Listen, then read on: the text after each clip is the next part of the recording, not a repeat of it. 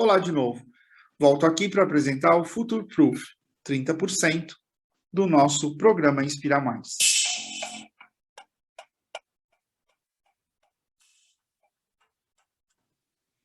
E de novo, vamos repassar a pirâmide. 10% gera valor, 30% gera assertividade, 60% preço e competitividade. É importante entender que a inovação se inicia nos 10%, a partir da tecnologia e do produto e mercado da empresa. E a partir disso vai se processando até chegar na base da pirâmide, na massificação, criando assim a possibilidade de sempre ter commodities e produtos interessantes, fazendo com que todo o processo seja circular. Interpretar o momento que estamos vivendo e descobrir novos códigos, comportamentos e necessidades para estabelecer conexões entre empresas e empresas, empresas e consumidores, facilitando os negócios, se torna urgente e imprescindível. Diante das exigências que esses novos tempos nos reivindicam, há uma pergunta que não quer calar. Qual é a chave de transformação para o mercado de produtos de moda? Vivenciando a aceleração e a digitalização de nosso cotidiano, fica claro o que é a prova do futuro, é a relevância. Em um mundo afetado fortemente pela interconectividade, resultado da globalização e caminho esse por onde se propagou a pandemia, pondera-se sobre estabelecer limites e fragmentar os territórios, controlando fronteiras, escrutinando os elementos que entram nos países, sendo vital nesses novos tempos fortalecer a autossuficiência e depender menos de fatores externos, afirmam os estudiosos. Contudo, em decorrência dos acontecimentos, como por lei da sobrevivência, os instintos tribais são ativados e as identidades se manifestam a favor de um protecionismo econômico e político. As ancestralidades ficam à flor da pele, fomentadas também por um momento histórico onde a integração de minorias e do diferente ecoam pelo mundo afora, não apenas como um dever a se cumprir, mas sim como uma saída para a democratização do design e também para abranger novos mercados. Ser relevante, então, é traduzir esses sentimentos em formas de materiais e depois de produtos, tornando-os desejados e necessários. O futuro vai exigir ações positivas aqui e agora, sendo que inserir propósito na cadeia de valor de um produto será fundamental para o seu sucesso. Assim, um produto relevante será lembrado e valorizado, se tornando a prova do futuro. O mais importante de tudo isso é entender os aspectos geracionais, a evolução das gerações, e principalmente a geração Z, que está construindo uma nova maneira de consumir. E é para eles, de certa forma, que nós estamos construindo produtos. Então, as empresas precisam se adaptar, entender essa importância desse movimento e ver um futuro que, às vezes, está com uma distância de 3 anos, na importância de adaptar-se a essa revolução, que é realmente se tornar sustentável, ter uma transparência em suas comunicações e nos processos, e, principalmente, fortalecer a ideia de criar produtos que tenham uma comunicação direta com os consumidores, que são muito mais exigentes e muito mais preocupados no sentido de comunidade. Então, isso vai refletir muito no nosso discurso daqui para frente, a percepção de como essa geração Z se torna extremamente importante na escolha, né, ali na escolha dos produtos que ela vai consumir, e de como nós temos que estar preparados para atender esses novos consumidores. Nós começamos a explanação do 30% do Future Proof com o quanto que é a menor partícula existente em todos os corpos na Terra, né? Em todos os sentidos, na natureza, os humanos, os celestes, todos nós temos essa micropartícula, essa ínfima partícula chamada quanto. E dentro disso, a gente busca a ideia do fragmentado, porque se nós estamos falando dessas minúsculas partículas, nós estamos falando de essência, e de como nós podemos combinar essas essências, criando oposição de texturas e de acabamentos. Então, a gente vai ver que num mesmo projeto de design, nós podemos ter lisos e texturados, combinados para criar um impacto visual e uma percepção de toque mais interessante. Isso aparece também nas estamparias, nos acabamentos, nos injetados, em tudo aquilo que a gente pode dar uma percepção de textura e de forma diferenciada. Esse fragmentado também aparece na parte da estamparia, de uma forma muito rica, né, de você ver, por exemplo, Louis Vuitton Resort, a gente tem um fundo liso, mas parecem corais, parecem objetos que são aplicados com relevo, com textura, com aparência até de 3D, às vezes dentro das estampas. Outro ponto importantíssimo no 30% é a ideia do esporte. E ele vem realmente como uma reflexão de como a gente está se cuidando melhor, de como a gente está pensando em manter, de certa forma, a nossa saúde mental através dos exercícios, através de uma série de ações para melhorar os nossos rendimentos. E o mais importante é entender que nos últimos 15, 20 anos, toda a inovação que é usada na indústria da moda vem praticamente do esporte. É nesse setor de produtos onde as inovações, através de combinações de fibras, da elasticidade, das propriedades de secagem rápida ou, consequentemente, de toda a ideia de performance, acaba migrando para os materiais de moda. Que eu digo moda seria o nosso casual, a nossa roupa do cotidiano. Então, prestar muita atenção nessas matérias que podem estar hoje combinadas com uma performance, com a ideia da performance, com a prática do esporte, com o conforto, mas também que tenham uma presença interessante, vibrante e inovadora no setor moda. A gente percebe que esse esporte, como referência e como inspiração, está cada vez mais centrado dentro do prêt-à-porter, dentro da nossa roupa do cotidiano, e a gente tem a estreia mais importante nessa estação, que foi a Ferrari, uma marca de esporte extremamente luxuoso, que é o carro, que tinha já uma forma de monetizar e de certa forma, construir um produto a partir do seu logo e da sua cor, que era o vermelho, mas que nessa estação refletem a importância de criar realmente um produto moda. E a gente vai ver que os detalhes, os recortes, os zippers, o vermelho e outros elementos são transportados para essa coleção, enfatizados em casacos que parecem dos meninos que estão trocando os pneus ali nas corridas. Então, essa ideia de elegância, mas ao mesmo tempo de velocidade, de inovação, que é tudo que a marca representa nos pódios, passa a ser representada aqui também dentro da moda. E a gente vai ver que essa exploração dos recortes, dos detalhes, ela vem realmente para dentro do cotidiano, seja nos acessórios, seja nas roupas. Outro ponto importante são os recortes e as combinações de matérias, criando um corpo mais elástico, mais alongado, e extremamente dinâmico, que é o que nós precisamos também no nosso cotidiano. Isso aparece em texturas interessantes, em quebras de materiais, nas possibilidades de revestimentos e texturas diferenciadas que podem ser aplicadas no mobiliário e também nos acessórios e, consequentemente, na roupa e nos calçados. A ideia do desossar é a retirada de estrutura, exemplificando uma extrema maciez e fluidez. Então, a gente vai entender que muitas modelagens passam da ideia de oversize e ganham uma amplitude realmente poderosa, né, de volumes na modelagem extremamente ricos de matéria.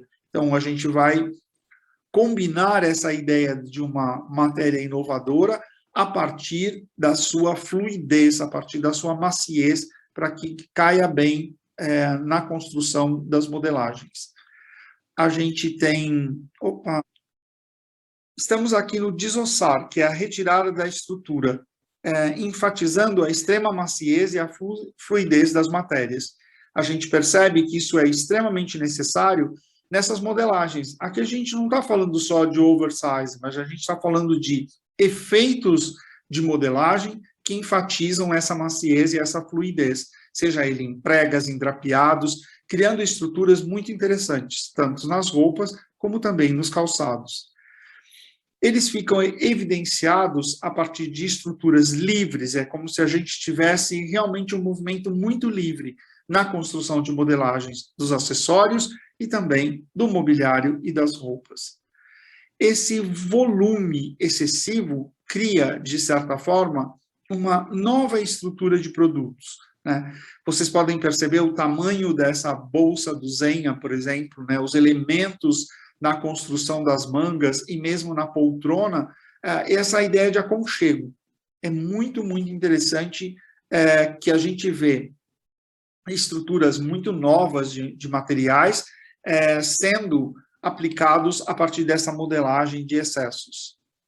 Outro tema importante dentro do Future Proof é o hipervisual, é a nossa segunda palavra, e ela vai trazer reflexões muito importantes sobre como nós estamos sendo impactados por essa quantidade de informações que a gente está vendo a partir de todo esse streaming, né, que a gente tem de informação, uma quantidade hoje nas nossas casas de possibilidades de filmes, de séries, de tudo isso, e ao mesmo tempo toda a informação que a gente recebe via smartphones e também aqui online, de imagens, de cores e de como isso se expressa a partir da tecnologia. Então, esse maximalismo que a gente está propagando, ele tem a ver com um grafismo super importante que tem aparecido em todos esses contextos de telas, né? E esse pensamento de hacker e geeks, que também faz parte dessa conclusão desse momento que a gente está vivendo.